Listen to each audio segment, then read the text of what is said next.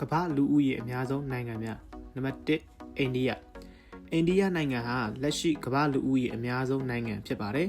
2023ခုနှစ်မှာတရုတ်ကိုလူဦးရေကျော်တက်ခဲ့ပြီးတော့အသက်30အောက်လူငယ်များတာကြောင့်အနာဂတ်စီးပွားရေးအလားအလာကောင်းနေပါတယ်။ဤပညာဝန်ဆောင်မှုနဲ့ဆေးဝါးထုတ်လုပ်မှုမှာလည်းကမ္ဘာထိပ်တန်းဖြစ်ပါတယ်။ကမ္ဘာအကြီးဆုံးဒီမိုကရေစီနိုင်ငံလို့ခေါ်ဆိုကြပြီးတော့လက်ရှိမှာအိန္ဒိယနိုင်ငံရဲ့လူဦးရေဟာ1.44ဘီလီယံကျော်အထိကိုရှိပါတယ်။နံပါတ်2တရုတ်နိုင်ငံဟာဆယ်စုနှစ်များစွာလူဦးရေအများဆုံးနိုင်ငံဖြစ်ခဲ့ပေမဲ့လက်ရှိမှာတော့အနည်းငယ်ပြန်ကျဆင်းနေပါတယ်။မွေးဖွားနှုန်းကျဆင်းလာတာကြောင့်လူဦးရေတက်ကြီးပိုင်းပိုများလာတဲ့စိန်ခေါ်မှုကိုရင်ဆိုင်နေရပါတယ်။ကမ္ဘာကုန်ထုတ်လုပ်မှုဗဟိုချက်ဖြစ်ပြီးတော့နည်းပညာနဲ့ကုန်သွယ်ရေးမှာလည်းအလွန်အင်အားကြီးပါတယ်။လက်ရှိမှာတရုတ်နိုင်ငံရဲ့လူဦးရေဟာ1.41ဘီလီယံကျော်အထိကိုရှိပါတယ်။နံပါတ်3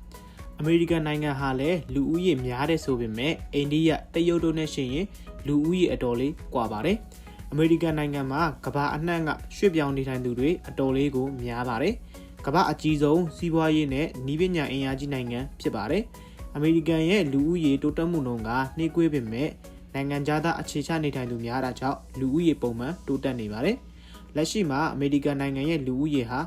တန်340ကျော်အထိကိုရှိပါတယ်။နံပါတ်4အင်ဒိုနီးရှားနိုင်ငံဟာအရှေ့တောင်အာရှမှာလူဦးရေအများဆုံးနဲ့ကမ္ဘာအကြီးဆုံးကျွန်းစုနိုင်ငံဖြစ်ပြီးတော့လူငယ်လူဦးရေများပြားတဲ့နိုင်ငံတစ်ခုဖြစ်ပါတယ်။အင်ဒိုနီးရှားနိုင်ငံရဲ့ဂျာဗာကျွန်းဟာကမ္ဘာပေါ်မှာလူဦးရေအသိပ်သေးဆုံးနေထိုင်တဲ့ကျွန်းတစ်ကျွန်းဖြစ်ပါတယ်။တဘာဝသယံဇာတလည်းအလွန်ကျွယ်ဝပြီးတော့အရှေ့တောင်အာရှရဲ့အကြီးဆုံးစီးပွားရေးနိုင်ငံတစ်ခုဖြစ်တယ်လို့လည်းသိရပါတယ်။လက်ရှိမှာအင်ဒိုနီးရှားနိုင်ငံရဲ့လူဦးရေဟာ285သန်းကျော်အထိကိုရှိပါတယ်။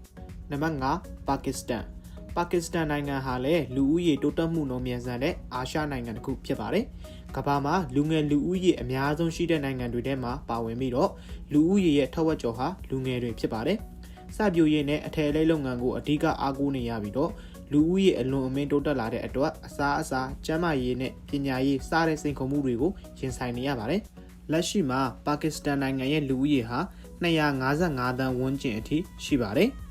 ဒီနေ့ကျွန်တော်တင်ဆက်ပေးခဲ့တဲ့နိုင်ငံတွေကတော့ကမ္ဘာပေါ်မှာလူဦးရေအများဆုံးနိုင်ငံတွေပဲဖြစ်ပါတယ်။ကြည့်ရှုပေးလို့ကျေးဇူးတင်ပါတယ်။